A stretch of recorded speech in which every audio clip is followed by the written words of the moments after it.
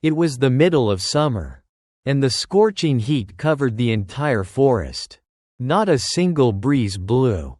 The trees stood still, their branches drooping in exhaustion.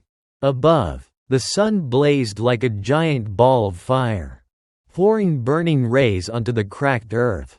The silence was heavy. Even the insects had fallen quiet, leaving only the suffocating heat pressing down. In this harsh landscape, a thin and weary hyena dragged its steps forward. Its tongue hung dry, its throat burned with thirst. Each step grew heavier than the last, as if its body carried an unbearable weight. It glanced around, eyes dull from exhaustion yet still holding onto a flicker of hope. "Water, I need water," it whispered, its voice hoarse and brittle, almost lost in the scorching air. Stumbling across the dusty, broken ground, the hyena felt its head spin from the torment of thirst. At times it thought it might collapse, yet survival urged it on. In desperation, it lifted its gaze to the shimmering horizon. And there, through the wavering haze, a glimmer appeared, like a river reflecting the sun. The hyena's heart pounded wildly.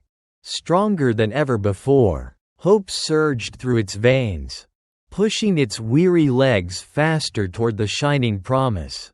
The closer it drew, the faster its heart raced, beating as if ready to burst.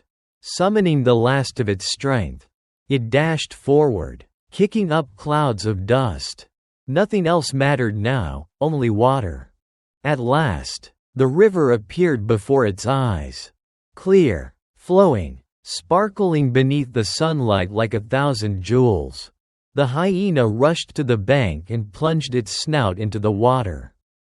Drinking desperately, cool liquid poured down its parched throat, soothing the burning pain. It drank and drank until its belly was full, closing its eyes in relief.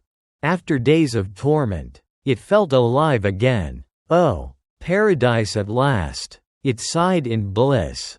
But soon, another thought crept into its mind. Why stop here? I am still hot, my body covered in dust. If I bathe in this river, I will feel refreshed and clean again. The idea sounded tempting, almost irresistible, yet a flicker of doubt remained. How deep was the river? What if it was too dangerous? Just then, its eyes caught sight of a tall figure nearby. A great camel, with sleek brown fur, stood calmly at the shore, shaking water from its body after a swim. Its wet coat glistened in the sunlight, and it looked strong, relaxed, unharmed. Surely if the camel had bathed here, it must be safe. With newfound confidence, the hyena approached politely. "Mr. Camel," it asked, "could you tell me, is the river deep?"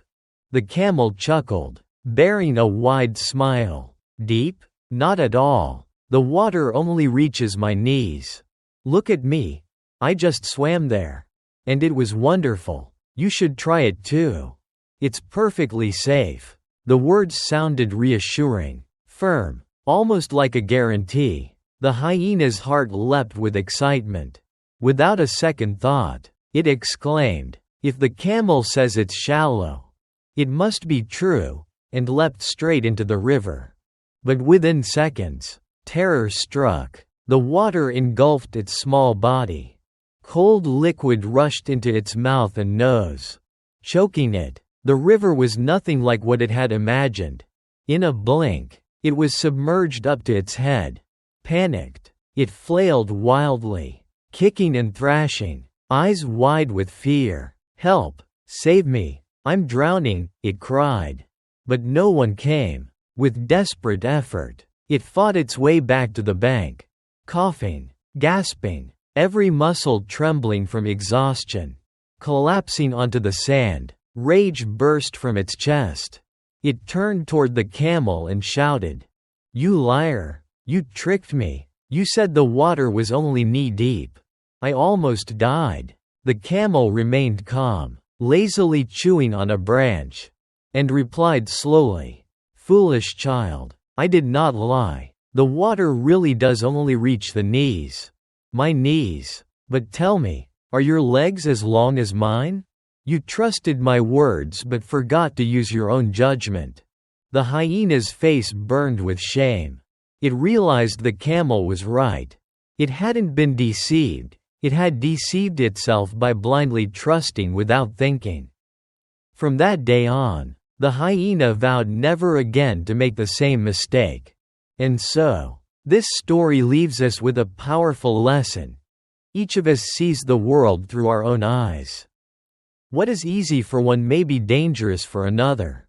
Advice and experience are valuable, but they cannot replace our own judgment. True wisdom lies in listening carefully, then making thoughtful decisions for ourselves. In the end, it is not someone else's legs that carry us forward, it is our own.